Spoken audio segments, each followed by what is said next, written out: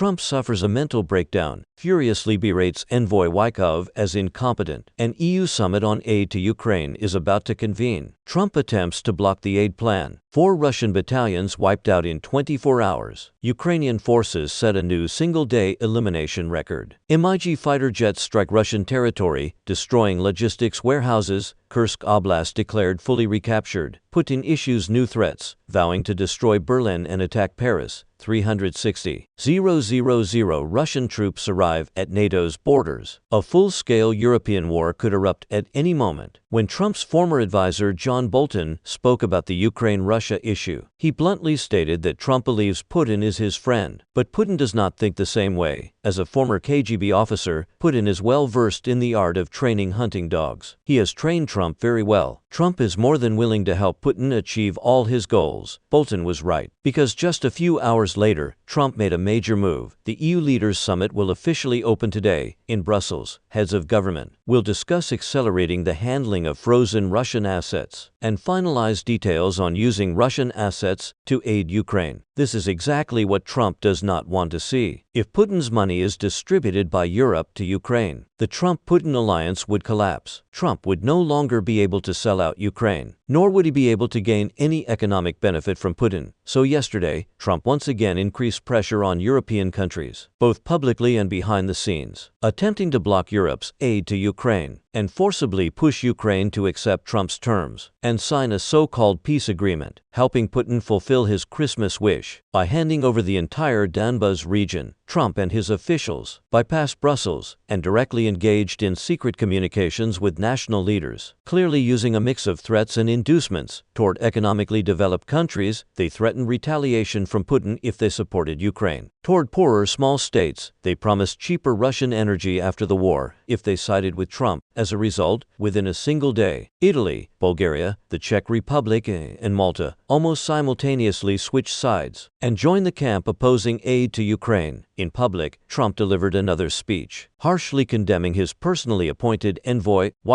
saying he knows absolutely nothing about Russia. Facing the cameras, Trump's performance was dramatic. He first praised Wykov as an outstanding negotiator, capable of easily handling even the most complex diplomatic affairs, calling his presence a blessing for the United States, and saying White House officials all liked him. Then Trump abruptly changed tone, claiming the Ukraine-Russia war was the easiest conflict to resolve. If he had been president instead of Biden when the war began, he could have resolved everything in a single day. Fortunately, he said, it was not too late. In his second term, he had already resolved 8 wars, and now had sent Wykov to resolve the 9th, the largest war since World War II. However, Wykov's performance disappointed him. Before entering politics, Wykov was a real estate developer in New York. He had never been to Russia and knew almost nothing about its history or geography. As a result, during negotiations, Wykov appeared completely out of his depth. This speech, lasting less than 1 minute, shocked the entire Oval Office. After Trump was re-elected, Ukraine and Russia had already been fighting for another 3 years. His so-called mediation amounted to embracing the demon of war, Putin, and forcing the Ukrainian people to sign a reckless peace agreement, clearly paving the way for Putin to restart the war in the future. And the real estate businessman Wykov had not volunteered to fly to Berlin and stand at the center of global public opinion. Trump himself had sent him there. Trump seemed to suffer from amnesia. Whenever the situation turns unfavorable, he forgets his own actions and shifts all blame onto others. After this speech, speculation about whether Trump is truly mentally ill grew even stronger. The Wall Street Journal simultaneously released a video shot inside the Oval Office. Trump's aides were huddled together whispering. Decorated officers went about their own business, while Trump wandered awkwardly like a failed circus clown, isolated from the crowd, as if he did not belong at the meeting at all. Throughout the entire medal ceremony, Trump's only normal behavior was calling over one officer and saying, "Your medal looks very nice." After the officer walked away, Trump sat at his desk, turned into a human signing machine, and signed a document without even looking at its contents. The public saw this scene. They questioned whether Trump, with his vacant stare and abnormal behavior, might already be suffering from early-stage Alzheimer's disease. Trump's approval rating has recently fallen to rock bottom. and he is very likely to lose the next midterm election. For Ukraine and the EU, this is the best possible news. Trump has stabbed the entire EU in the back, and internal EU divisions could affect the course of the Ukraine-Russia war. Ukraine is in urgent need of funding. In 2026, the Kyiv government faces a budget shortfall of $71.7 billion. If this astronomical gap is not filled by April next year, Ukraine will be forced to cut public spending, which could damage national morale. As of 9 a.m. on the 18th, Belgium was also persuaded by Trump to publicly oppose using Russian assets to provide loans to Ukraine. In just a few hours, the Brussels summit will open as scheduled. This is a major test of whether the EU can remain united. Against the backdrop of stalled Berlin peace talks, whether the EU can eliminate internal dissent is crucial for Ukraine. Now let us shift our focus back to the front lines. A Ukrainian soldier removed his helmet, ripped off the American flag without hesitation, and threw it away like trash. This ballistic helmet had been provided as U.S. aid after Trump revealed his true colors. Ordinary frontline soldiers finally saw the cold truth. The United States will no longer provide military aid to Ukraine. They can only rely on themselves to win the war of national defense. More and more Ukrainian soldiers have done the same thing, tearing off U.S. markings and removing the USA patches from their uniforms. The final victory will belong solely to the Ukrainian people, not to Trump or the United States seeking profit from the war. Over the past 24 hours, Ukrainian forces eliminated 1,730 Russian soldiers, equivalent to 4 battalions, setting a new record for single-day eliminations. They also destroyed 8 tanks, 21 armored vehicles, blew up 33 Russian artillery positions, cleared 4 Russian supply routes, and destroyed 179 logistics trucks. On the Dnipro front, Ukrainian assault teams approached at night, a frontline command post set up by Russian forces, inside a residential building, planting listening devices and explosives. Yesterday afternoon, operators intercepted voices of Russian commanders inside the building and immediately detonated the explosives. The entire structure was leveled in a massive blast, with the towering smoke visible even 3 kilometers away. On the Bryansk front, the strategic importance of this area is critical, as it connects the borders of Russia, Ukraine, and Belarus. This area had not been covered in previous reports, because since September 2024, Russian forces used Bryansk as a staging ground to gradually encroach on Ukraine's Kursk Oblast. Ukrainian lines once collapsed only last month. Under Commander-in-Chief Syrskyi's leadership, did a full counteroffensive begin. By this month, the Kursk front had largely stabilized, and Ukraine's strike range continued to expand. Yesterday, the Ukrainian Air Force MiG-29 crossed the Kursk front and appeared deep inside Russia's Bryansk region, dropping precision-guided bombs that destroyed a Russian logistics warehouse. An entire Russian transport convoy and large quantities of supplies were completely destroyed. At this point, Kursk Oblast can essentially be declared recaptured. Russian defensive lines in this direction have completely collapsed. On the Pokrovsk front, after VDV units were wiped out, Putin ordered additional troop and equipment redeployments. Russian operations there have now fully fragmented. Even infiltration teams that once operated in groups of 3 to 6 have been reduced to single-man infiltrations. Ukraine's combat pressure has significantly decreased. When a lone Russian soldier appeared outside Red Army City, a Ukrainian drone operator dropped a bomb, destroying his motorcycle. After inspecting it and realizing it would not restart, the soldier began walking toward farmland, sending desperate radio calls, hoping for rescue. A sniper from Ukraine's 92nd Assault Brigade observed everything from several hundred meters away. After confirming no reinforcements were coming, the sniper fired a single shot, ending his life. Such one-sided small-scale engagements occurred 46 times in a single day on the Pokrovsk front. Ukraine suffered 0 casualties, while eliminating about 60 Russian soldiers. Ukrainian drone units also continued strikes on Russian territory. On the night of the 17th, Ukrainian drones successfully penetrated Russia's air defenses and destroyed workshops at the Slavyansk oil refinery in southern Russia. The resulting fire burned throughout the night. These were yesterday's frontline combat highlights. After paying the price of 4 battalions, Russian forces made no progress. Yet Putin, hiding in a Kremlin bunker, released shocking news yesterday. confirming a declaration of war against all of Europe. Trump's frantic maneuvering, using political tactics and diplomatic rhetoric, once again tilted the diplomatic situation toward Russia. Putin was extremely pleased and immediately ordered a large-scale annual defense ministry meeting. Russian Defense Minister Belousov presented Putin with a set of data, reporting Ukraine's losses, including separate figures, on strikes against Ukrainian energy infrastructure. Belousov seemed to forget that before the war, Putin claimed only military targets would be hit. But in truth, he had little else to show. Russian frontline forces are collapsing and retreating, while Ukraine continues reclaiming territory. Only Ukraine's power plants remain stationary. This was the only victory Belousov could present. Only in the final seconds of his speech did Belousov dare lie to Putin, claiming Russian Western forces had captured Kupiansk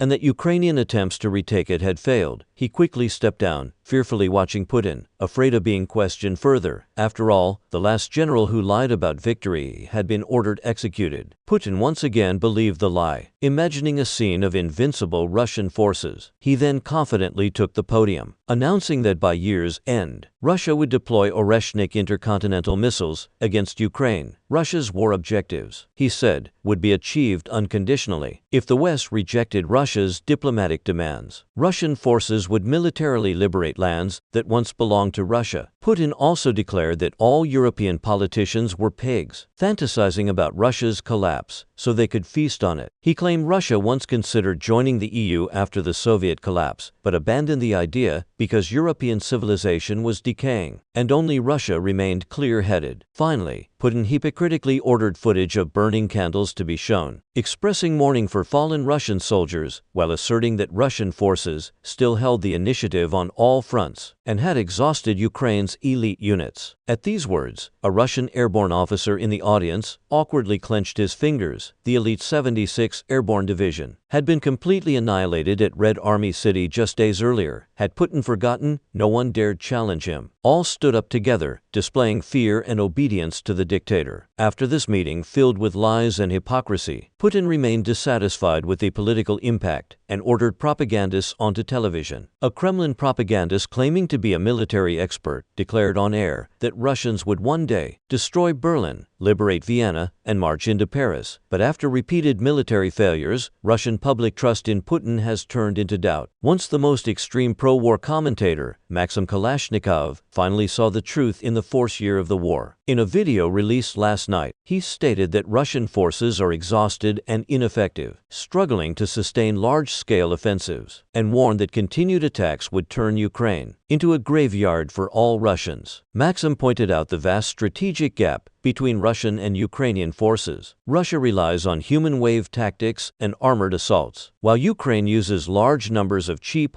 high-lethality drones to wear down Russian manpower and equipment. Pokrovsk is the best example, a small city where Russia has spent over a year and tens of thousands of lives. To fully capture it would cost even more. If capturing such a small city costs this much, imagine how many Russians would die if Putin tries to take all of Donbas. Maxim also stated that Putin's hope to pressure Ukraine via Trump, force elections, and remove Zelensky is pure fantasy. Reuters data shows Zelensky's approval rating has risen to 61%, the highest in history. No president or candidate has ever had such support, except Putin, whose votes are always unanimous, because anyone voting against him is eliminated. Maxim's remarks drew nationwide attention. Many Russians agreed with him. Only the Kremlin pushed back. Defense Minister Belousov claimed nearly 410,000 people volunteered for the Russian military in 2025, two-thirds under the age of 40, many with higher education or military training. Insisting there was no exhaustion or overextension, that same day, Maxim released African newspaper front pages. Kenya and Botswana warned citizens that Russia was increasing scholarships for African students, luring them to Russia, only to confiscate phones and cut internet access, claiming a silent period for screening. After gaining trust, Russia would push enlistment propaganda. Both governments warned these offers were lies. Joining the Russian military would mean dying on a foreign battlefield. There is no doubt Maxim is a brave man. He exposed to the world how the Putin government uses deceit and brutality to assemble its invasion army. Yesterday, German intelligence confirmed that Russia has deployed 360,000 troops along the Belarus porous NATO border, ready to attack Europe. They urged unity and preparedness, warning the situation is extremely dangerous. Belarusian outlet Nexta confirmed this, reporting 2 Russian corps stationed at the border, with fighters, missiles,